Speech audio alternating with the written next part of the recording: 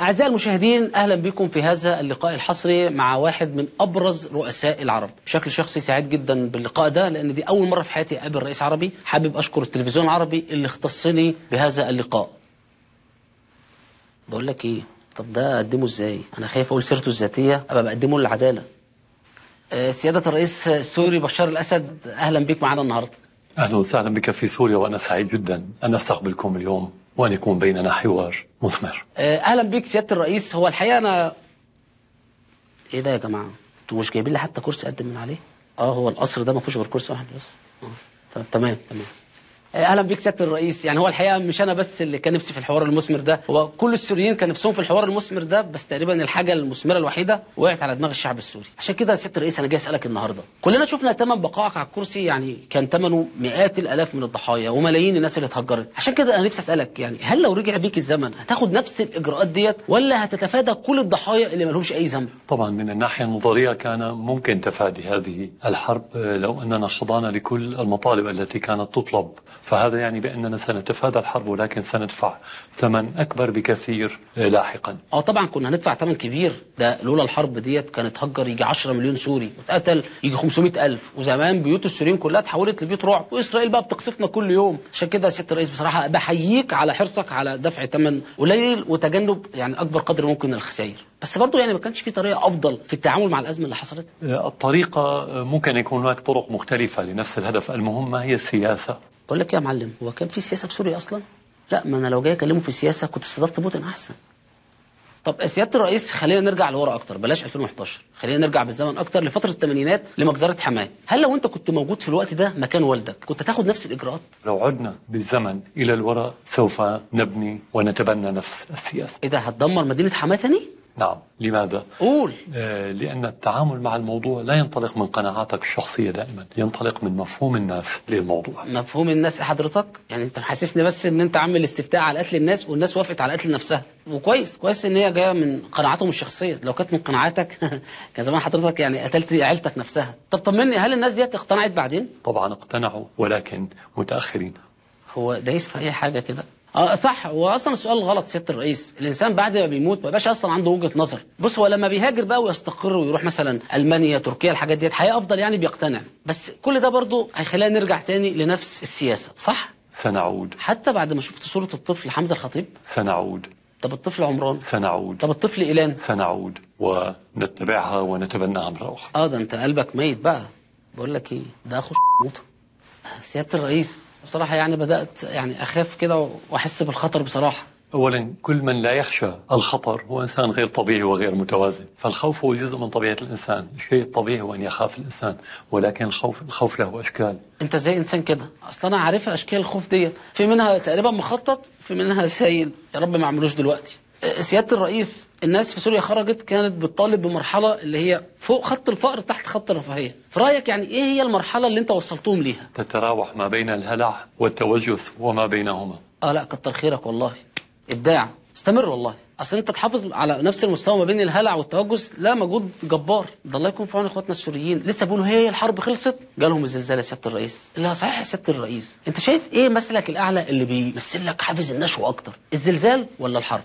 الحرب والزلزال. نعم. طبعا الزلزال لا شك بأنه حالة جديدة بالنسبة لسوريا، لم تحصل منذ 100 سنين، تخلق لديك شعور من الصعب أن أعرف هذا الشعور. بالضبط. وأنت تعمل من أجل إنقاذ ما يمكن إنقاذه، وهناك أشخاص يبيتون تحت الأنقاض بين الحياة والموت لأيام. أنا عارف، أنا الحاجات دي بتدغدغك كده من جوه يا سيادة الرئيس، الله يكون في عونك. يصبح الخوف والقلق هو جزء من اللاوعي وليس بس جزء. برضه الناس اللي بتأيدك ما لهمش ذنب يتأثروا بالخوف اللي أنت زرعته في قلوب الناس التانية. صحيح، ولكنك بالأخير إنسان وتتفاعل مع الآخرين، فكانت حالة عامة. عندما تصبح حالة عامة لا يمكن أن تعيش مع الخوف لسنوات، يصبح جزء من شيء تتعايش معه بشكل يومي. يعني جزء من اللايف ستايل بتاعه. طب ما سألتش نفسك سيد بشار، ايه اللي انت عملته في السوريين يخليهم ينسوا الخوف ده وفعلا يطالبوا برحيلك؟ المستهدف لم يكن الرئيس بشار، كانت سوريا. هو فعلا حقيقي، انا حتى يعني ملاحظ ما فيش ولا مدفع متوجه للقصر، كله لبره. عندما تضع هذه الامور يعني بالحسبان فانت لن تعيش هاجس، لذلك لم يكن هناك مطالبات داخليه برحيل الرئيس عن السلطه. عندما يرحل رئيس عن المنصب او عن المسؤوليه التي كانت يرحل عندما يريد لا معلش سياده الرئيس، اسمح لي بس اقطعك، لان انا فاكر ان في ناس كتير جدا للامانه طالبوا برحيلك. ده احنا كنا في مصر سامعين هتاف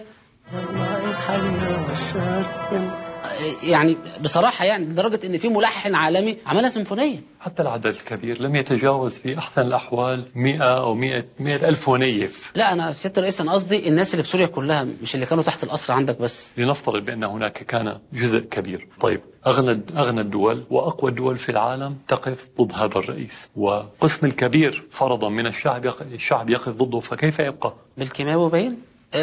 يعني قصدي يعني اكيد بحب الناس سياده الرئيس، لكن انت دلوقتي مش عايز تتحمل اي مسؤوليه من اي حاجه من اللي حصلت ديت. من يتحمل المسؤوليه هو من وقف مع الارهاب وليس من دافع عن الارهاب. معلش، وليس من دافع عن ايه؟ وليس من دافع عن الارهاب. ايوه يعني حضرتك دلوقتي واقف مع الارهاب ولا بتدعم الارهاب، ولا الارهاب بالنسبه لك ورقه كده بتلوح بيها ومش مهم دورك في الفيلم؟ سياده الرئيس يعني خليك دغري كده، يعني مثلا ممكن تقول شوف احنا اللي ما يرضيش ربنا احنا معاه بندعمه وبنأيده. من يتحمل المسؤولية هو من نوى على الحرب، من خطط الحرب، ومن اعتدى، وليس المعتدى عليه. نوى وخطط واعتدى. بقول لك ايه، هو كان في الحمام ساعة الحرب ولا ايه؟ لا بس الله ينور عليك يا سيادة الرئيس، والله يعني واضح كده ان انت فيك حاجة مبهرة. فممكن بقى تكلمنا عن قصة نجاحك في الاستمرار في الحكم، رغم ان انت يعني انا اسف يعني في الاخر مش دولة عظمى. نحن بالبداية لم ندعي بأننا دولة عظمى، ولم نقل بأننا قادرين على محاربة العالم. اهدى سيادة الرئيس. من الطبيعي بأننا عندما طلبنا من أصدقائنا أن يقفوا معنا فلأننا بحاجة لهذا الدعم. طب سيادة الرئيس، مش الأولى من تقاربك مع الروس والإيرانيين أن أنت تبص لأبناء شعبك من المعارضة؟ يعني الناس برضو حابة تعرف إيه شكل المعارضة اللي يعجبك؟ بالمختصر هي المعارضة المصنعة محليا لا المصنعة خارجيا. زي بيتزا ماما في البيت كده يعني؟ يعني أن تمتلك قاعدة شعبية، أن تمتلك برنامج وطني، أن تمتلك وعي وطني. الجهل لا يعني كل المواصفات الأخرى مع الجهل لا تكفي. الوعي الوطني يا عم والنية الوطنية الصادقة. إيه اللي أي حاجة مع الجهل لا تكفي؟ ده بيقول أي كلام على أساس يعني إنه لو بص تحت الكرسي هيلاقي مكتوب صنع في سوريا. ده ما فضلش غير إنه يشتري شعب وارد استعمال بوتين. بقول لك إيه، تشوف لي يا عم الرئيس الحقيقة عامل معاه لقاء. لا ما بعرفش روسي والله. سيادة الرئيس معلش عشان بس كنت بكلم المخرج، هو حضرتك مع المعارضة ولا ضدها؟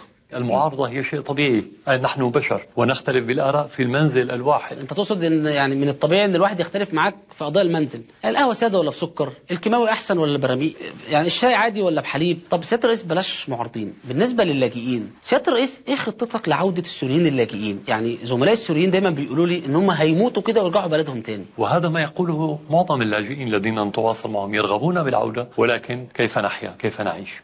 لا بقول لك ايه، انا مش متفاجئ ان هو عارف مخاوفهم، ما هو اللي عاملها يا عم. طب سيادة الرئيس مش يمكن يكونوا خايفين يرجعوا من الخوف من الاعتقال مثلا، ان حد يقبض عليهم او يموتوا تحت التعذيب على ما تعرفوا ان هم مش عاملين حاجة؟ خلال السنوات الماضية عاد إلى سوريا أقل من نصف مليون بقليل، ولم يزين أي شخص من بينهم.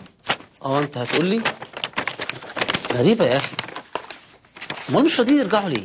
بسبب الواقع الأحوال المعاشية. يعني كيف يمكن للاجئ أن يعود من دون ماء ولا كهرباء ولا مدارس لابنائه ولا صحة للعلاج؟ يعني هذه أساسيات الحياة، هذا هو السبب.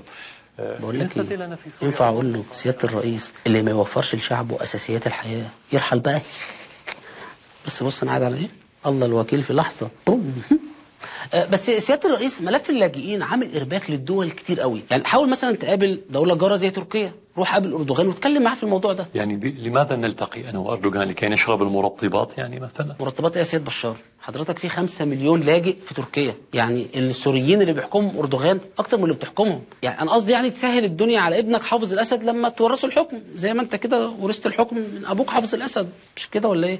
أولا بالنسبة لي أنا شخصيا لم يكن لرئيس حافظ الأسد أي دور في أن أكون رئيس، لأنه لم يؤمن لي أي منصب لا مدني ولا عسكري كي أكون من خلاله رئيس. أنا أتيت عبر الحزب بعد وفاته. هلا ده كنت من الصدف فعلا. ولم أناقش معه هذه النقطة حتى في الأسابيع الأخيرة من حياته، وهو كان مريض في ذلك الوقت. بقول لك تخيل كده لما دخل أبو حافظ الأسد في الأسابيع الأخيرة من مرضه قال له إيه؟ قال له بابا هل أجيب عفش مكتبي الجديد من روسيا ولا من إيران؟ طيب سيادة الرئيس بشار الأسد بالنسبة لابن حضرتك حافظ بشار الأسد، نفس الشيء، العلاقة بيني وبين ابنه علاقة عائلة، لا أناقش معه هذه القضايا، خاصة أنه ما زال شابا وأمامه مستقبل علمي. أنت هتقول لي يعني براميل حضرتك وليلة كبيرة. هذا يعود لرغباته كشخص. كل قرار الشعب. أما على مستوى العمل العام فهو يعود للقبول الوطني لأي شخص إن كان هو لديه رغبة بالعمل العام. لا بقول لك ايه على قبول ابن حضرتك ده، بسم الله ما شاء الله، السوريين بيعشقوا عيش. خليه كده يسافر اي بلد اوروبيه، خليه يروح مثلا امستردام، خليه يروح برلين، خليه يروح اسطنبول، خليه كده عشان خاطر يروح اسطنبول. كل السوريين اللي هناك اللي بيعشقوه دول هيشيلوه كده على كتافهم ويجروا بيه في شوارع اسطنبول ويهتفوا بالروح بالدم نفديك يا. هو راح فين؟ سياده الرئيس انا حتى ما رضيتش اقول لك ادلب. لا لا، اكيد في كلمه سر ورا نجاح عائلتكم الكريمه دي يا سياده الرئيس. كلمة السر هي الوعي للمخطط. لم نسقط ولا في فخ من الأفخاخ التي رسمت لنا في الخارج. الوعي هو أساس النجاح والصمود عاجلا أو آجلا. سياده الرئيس، هو الوعي المخطط احسن ولا الوعي الكراهات؟ لا، من نجاح لنجاح ان شاء الله، تحديدا نجاحك في دخول جامعه الدول العربيه وعوده يعني العلاقات العربيه السوريه، احكي لي عنها. الحقيقة أن العلاقات العربية منذ تكون عندي الوعي السياسي منذ 4 عقود هي علاقات شكلية. ليها فنادق وبوفيه مفتوح معروفة سيادة الرئيس، لكن ما فيش أي حلول. لا نطرح حلول عملية ولا نطرح أفكار عملية لأي شيء. نحب الخطابات والبيانات. بصوا يا جماعة عربية، فشاخكوا بعد ما رجعتوه. انت هتقول يا سيادة الرئيس دول بيتخانقوا هناك على المايكات، بس يا سيادة الرئيس للأمانة في تقارير صحفية كتير بتقول ان هم رجعوك لجامعة الدول العربية، او في دول وافقت يعني، لان انت غرقت بلادهم بالكبتة والمخدرات. ازاي خطر لك الموضوع ده بتاع المخدرات وما خفتش ان ده يأثر على قبضتك على الشعب؟ إذا وضعنا الشعب بين الإرهاب من جانب والمخدرات فنحن نقوم بأيدينا بتدمير المجتمع والوطن. يعني انت اختصرت الطريق للشعب يا ابن اللعيبة. طب قول لي، جه في بالك ازاي الشفت كارير اللي انت عملته ده؟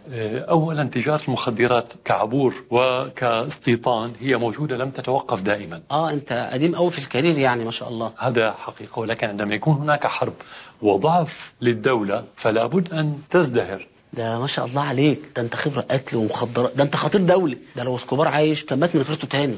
بقول لك ايه، انا لازم انهي اللقاء ده، انا قاعد على برميل في اي لحظه ممكن تقوم.